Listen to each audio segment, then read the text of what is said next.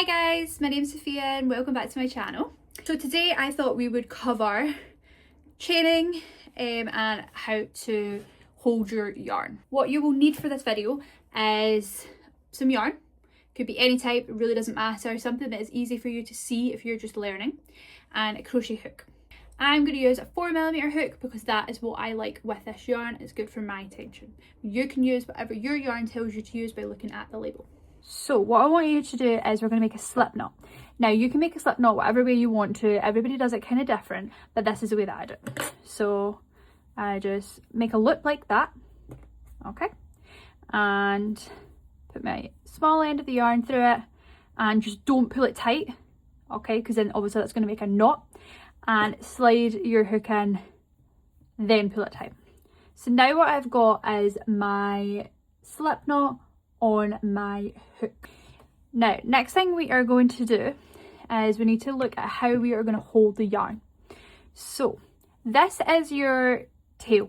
This is not what you're going to be crocheting with. This here is your working yarn, as we call it.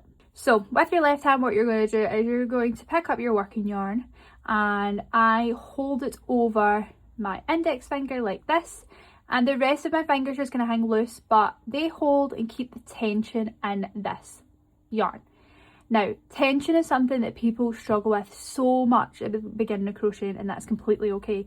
You will figure out your tension as you go along. Right now, you just want to work on it not too tight, not too loose, and I know that's easier said than done, but if you do it really, really tight, it's going to be too difficult for you, and if it's too loose, you're not really going to get much of a project. And in between my middle finger and my thumb, what I do is I hold the tail of the yarn.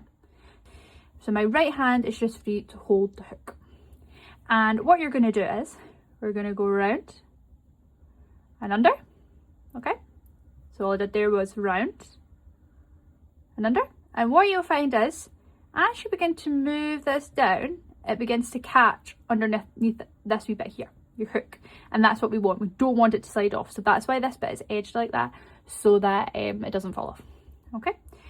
And then what you're going to do is you're going to pull it down and pull it through the yarn that was on your hook. We're going to do it again, okay? So you see how my left hand is yarn over my index finger, and my thumb and my middle finger are going to hold the tail to keep it nice and tight.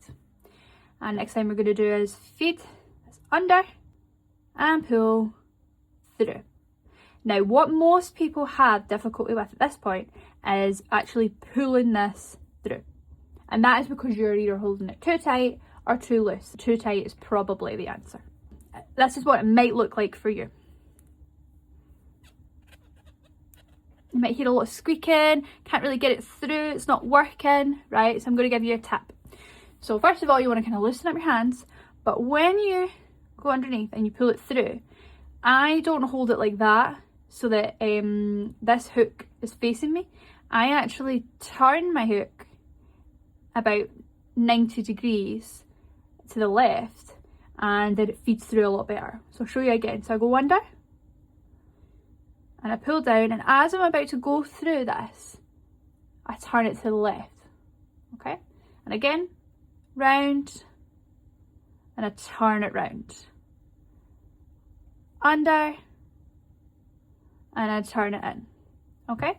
So what you've got now is, right, if you're doing the same number as me, I've got 1, 2, 3, 4, 5, 6, 7.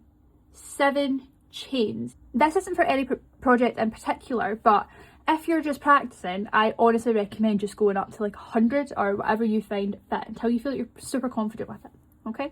Until eventually you can just do it like this. My thumb and my middle finger is no longer holding the tail, because as we move up, if I'm still holding the tail down here, it's not going to create a good enough tension for me to continue crocheting. So your thumb should keep kind of moving up, and maybe move up like every 5 stitches or something, right? So eventually, hopefully, you can get to that kind of speed, all right? And you see this big chain here that I've got. But slowly again, you go under and down, under and down. Okay guys, so I hope that you managed to get some sort of chain during this video. If it helps you, then pause the video, rewind the video, put it in slow-mo, whatever it is that you feel that you need to do to perfect this. This could be used for the beginning of a scarf, it could be used for a bookmark, it could be used for loads of different things. So it's super important that you know how to chain. It is fundamental. Alright, so highly advise maybe just keep going until you get to like 200. Have a look at your chain, you know, is there ones that are tighter, ones that are looser?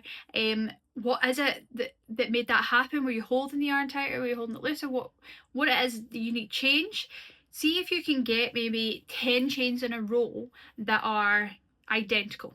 Okay, the tension is the same in them, they look identical, so that you know that if you were to use it in a project, this same chain, you wouldn't notice any difference between chain to chain, because the last thing you want is to be doing a project and the first 10 stitches are really tight, the next 10 are really loose, and then the last 20 are just all over the place. So you've got to make sure that they all look the same, so that when you're making a project, it's going to look good. Thank you so much for watching my video, and hopefully I see you again. Bye!